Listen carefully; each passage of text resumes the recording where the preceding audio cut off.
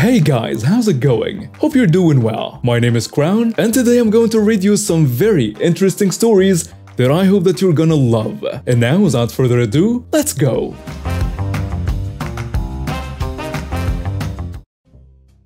Many years ago, as I was exploring Walmart looking for good deals on unnecessary necessities, I was confronted by a sweet, nice, gorgeous woman of about 30-ish. Before she approached, I was looking at the tool/car section, looking for a better impact and some nice floor mats for my truck.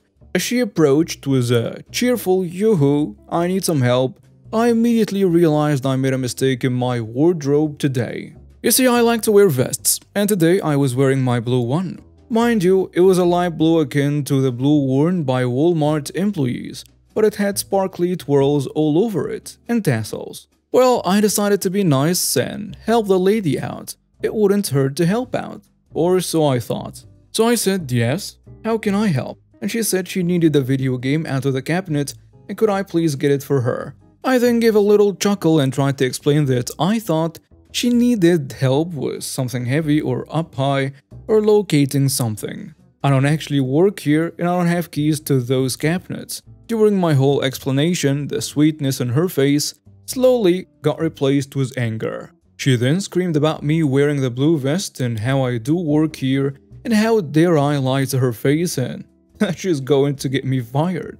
The whole time I was trying to calm her down and explain I don't work here, it was just a fancy vest, and yeah, she ended up getting fed up with me, telling horrible lies to an innocent woman just trying to get a present for her son. And she very slowly raised her open hand and pulled it all the way back. As she started to bring the slap to my face, three thoughts crossed my mind. First, I'm about to knock this lady 3 teeth in. Second, I don't remember seeing any cameras in this aisle and most people would take the pretty woman's word over the large odd-dressed man's. Third, pick it and go with the slap. Well, I went with the slap, but a little too much, and my head smashed into a shelf. As I looked up from the floor, through the blood flowing over my face, I heard, "Oh my God! Oh my God!" And I saw another woman who had heard the screams and came over to see what the issue was and saw the whole slap. Then, I looked at my attacker and saw the fear in her eyes. Not shame, not shock, not feeling bad for attacking anyone. All I saw was fear of her consequences in her eyes. She then tried to run.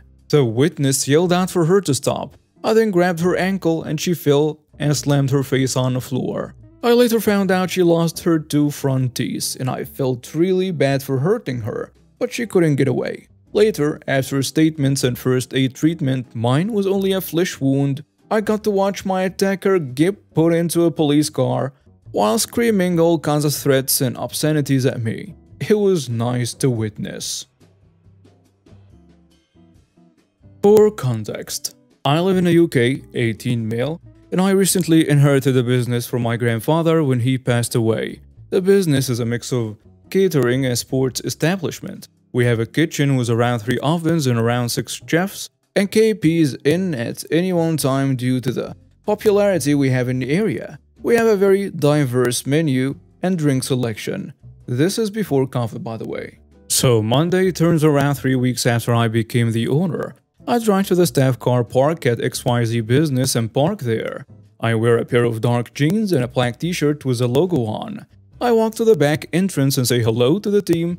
This is the first time I have met the manager since the funeral. The bar manager tells me where everything is behind the bar and explains how they did things and asked if I wanted to change anything. I said no, but if there were no customers, to clean everything if possible. And he nodded in agreement, then went back to work. I then went to see the head chef, and the conversation went like this. "Hello, chef. I'm OB. I believe we met at my grandfather's funeral. Can you show me where everything is and how you guys work, so if you ever need an extra hand when it gets busy, I can lighten the load for you." "Sure, OB. This is a food prep section, and this is where the KPs wash the dishes and other items. Here is our oven aisle, and here is where we keep everything. Anything you want to know?" She said politely after the tour. I shook my head and said that was fine, thanks. After that, I headed over to the sports area. We have been open for a half hour by this point.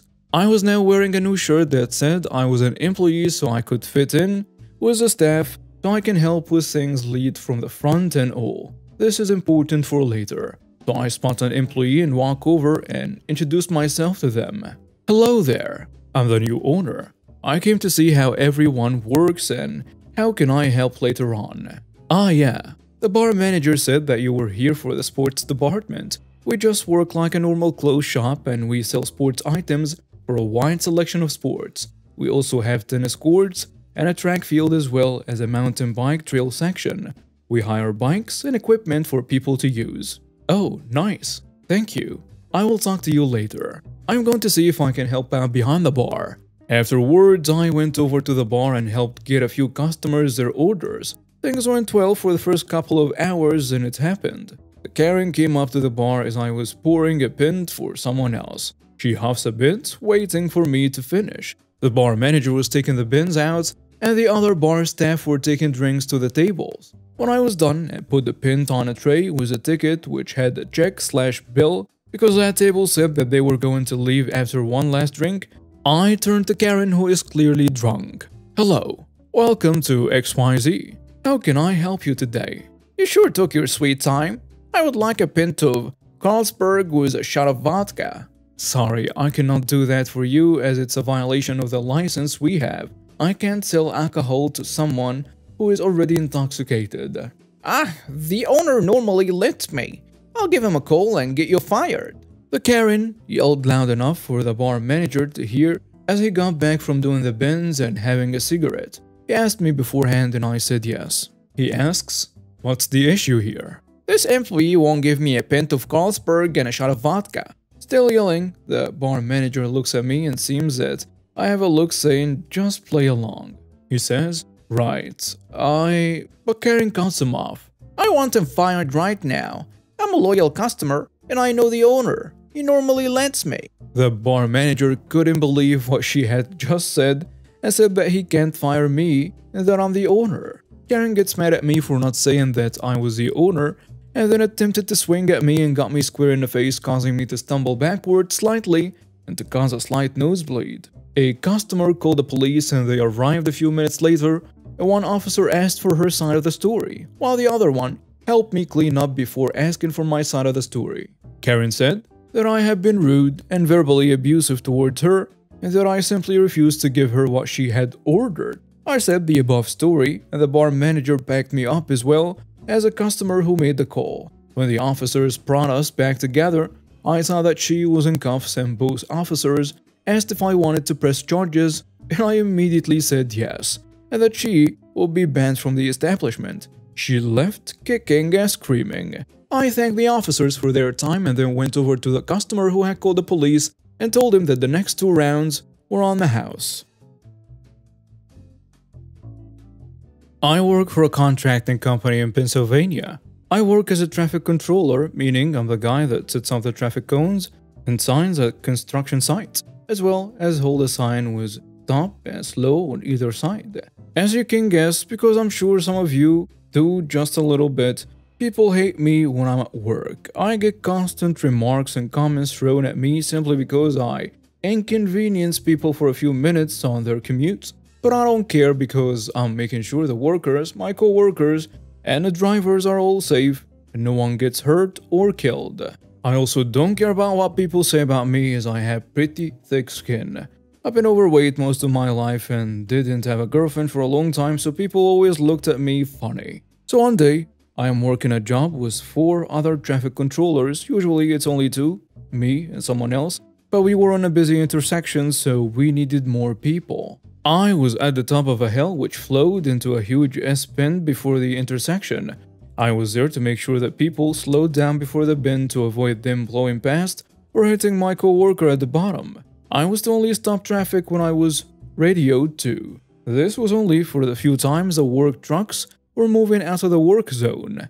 Things were going smoothly at first. Eventually, I got the call to hold traffic. So I flip my sign to stop and traffic comes to a stop perfectly fine. Then I hear it. A few cars down the line, a woman is blaring her horn non-stop and screaming out of the window of her Mercedes. This Karen is just wailing that I stopped everyone. She eventually gets out of her car and comes stomping up to me and now I can't leave my post. However, I was fully prepared to whack this lady with my sign if needed. She finally reaches me and says this. "What are you doing?" "I am holding the traffic, ma'am." "Let us through. I have to be at the airport." "I'm sorry, ma'am, but we have workers moving down there. You're just gonna have to wait." "This is ridiculous. Just tell them to move." "I have to go." "Yes, that exaggerated. I'm sorry." But she cuts me off. "Listen, you addict, good-for-nothing slimeball. Get the hell out of my way and do your job." She storms back to her car. Again, I have thick skin, so I didn't care about the comments. However, I'm not against some good old malicious compliance. She wants me to do my job? Well, alrighty then. I get the call to let traffic through and begin to do so. I noticed that 2 cars that were behind Karen had turned off into side roads, so she was the last one in the line. Oh, perfect. I think to myself, I radio down to the guy at the bottom of the hill and tell him I'll be holding traffic for a bit. By law in Pennsylvania, I can hold traffic for 15 minutes, so I decided to use that to get some malicious compliance on Karen. I let the car in front of her go and stop her. She starts back up again. "What are you doing?" "Sorry, ma'am, there is an obstruction in the road. You'll need to wait till it's moved." What was the obstruction, you ask? Well, it was my lunchbox that I threw into the middle of the road after stopping her. She went off for 15 minutes on me about how she's gonna miss her flight and how I'm a dirty convict. Never been to jail, by the way. 15 minutes go by and I move my lunchbox and let her through. Thankfully, only one other car came by at the time and it turned off into a driveway, so I wasn't inconveniencing an innocent person here. She pulls up and yells at me and asks, "What were you doing, you jerk?" I reply with a very snarky, "Just doing my job, ma'am," and she drives away in a huff. When we finished up, the others asked what I was doing, and I told them what happened. They thought it was the funniest thing they had heard that week. I don't know if she was late for her flight, but I hope she was. Moral of the story, kids, don't screw with traffic controllers. We can screw up your day more than you think. A few years ago, I worked as a cashier at a fast food restaurant. I don't need fast food, so I don't know how it is with other places, but with this establishment, nothing was free. You want sauce with your tacos? That's 50 cents, please. Substitute your sour cream with guacamole? Sorry, you have to pay for that. You want ranch with your salad? That'll be extra. All of these prices were very prominently displayed on a giant menu in the middle of the lobby, by the way. Now, I was paid minimum wage. I, nor any of the other cashiers, cared about all that. It also made the prices ridiculous, as a lot of customers naturally wanted add-ons. So usually, we wouldn't charge for most of those things. But we could only get away with that when our manager was not in the front, as she was a strict type. Yell at you in front of the customers for giving away a free sauce time. On a slow day, an older lady walked in and ordered the salad. By the time it got to the register, she's loaded it with a bunch of extras. To be completely honest, there was no rhyme or reason to what I chose to charge people for. It really depended on my mood. Her salad was pretty accessorized, so I felt like I had to charge for something. But I was having a good day, so I just rang her up for the salad and extra guacamole. And that was all. It was something like $12.50. She immediately started to complain about the price. I explained to her that it was $11.50 for the salad and $1 for the guac. That's ridiculous. It shouldn't cost that much just for a salad. Even $11 is way too much. I'm sorry, ma'am, but that's the price that's on the menu. Why did you raise the price so high? A salad should not cost that much. I tried to explain that I was only a cashier and did not in fact control the menus. But she would have none of it, and only grew increasingly rude. Then she dropped the classic dreaded line, "Can I speak to your manager?" I hesitated, looked her in the eye and said, "You don't want to do that." "No, get your manager right now." So I went to the back and told my manager that there was a customer who wanted to speak with her. She came to the register with me, looked at the salad, looked at what I rang up, and immediately started going off about how I didn't add the salsa, the chips, the house dressing. I was used to this, so I just stood there and stared at the customer as my manager screamed at me. The customer stared back dumbfounded as my manager took over the register, corrected the order, and left without acknowledging her at all. The salad came out to be around $16.50, and the woman paid and left without another word. Many moons ago, I worked for someone selling books online. He bought high-end computers and was notoriously cheap in other areas. For instance, all the fire extinguishers were out of date and we had 2 portable heaters for the whole building. No central heating. One day he stopped replacing the light bulbs. This included the book room, which has one small blacked-out window. One by one the lights went until I literally couldn't see anymore. His solution was to buy me a wind-up torch. Well, this torch was loud and annoying when wound up. Every time he came into work and I needed to go into that room, I would spend a few minutes winding up that torch. He tried to ask me to stop, but I pointed out that all he had to do was buy some light bulbs. Eventually he gave in, but not before I annoyed the hell out of him every time he set foot in the office, because I'd always find myself a task that meant I needed to go in there. And now we have reached the end of today's stories. Thank you for watching and see you next time.